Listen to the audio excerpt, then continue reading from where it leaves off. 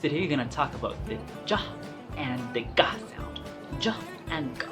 We always hear the sound j with the letter J, with the letter J. So any letter J, we see it in any word, we just say ja, ja. We don't say ja, we say ja. There's a letter D before the ja sound. So ja, ja, D, then ja. This is for the letter J. So let's take some examples. The first example is jungle. Jungle. We put D before the J. We put D before the J to make it ja, not ja. Ja. So jungle, jump, jump, and so on. Any letter J, we say it ja, ja. Okay, what about the ga sound? Ga sound. The ga sound, we always find it in the G. In the G.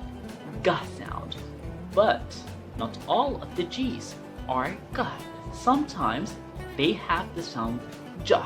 So the G, letter G, sometimes acts like a J and sometimes acts like a G, ga. So we can hear a word that has the letter G become ja or ga. Ja or ga. The first rule, if we have a word starts with G,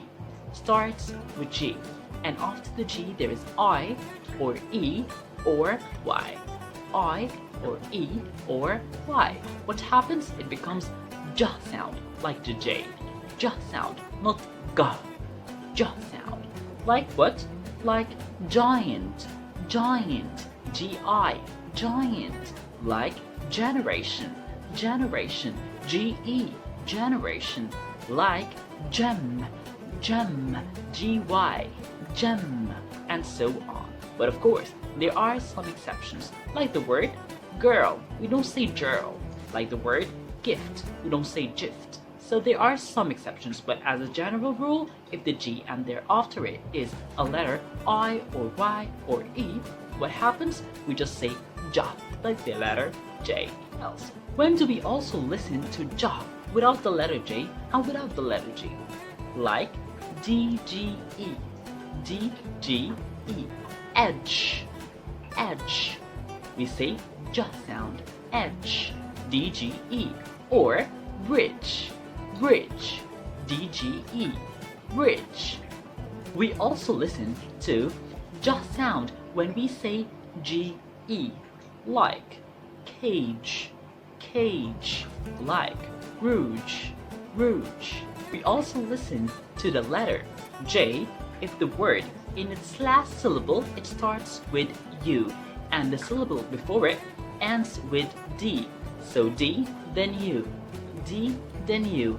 It becomes ja sound, like individual, individual, graduate, graduate, or fraudulent, fraudulent, DU becomes J, or schedule, schedule, and so on. Easy?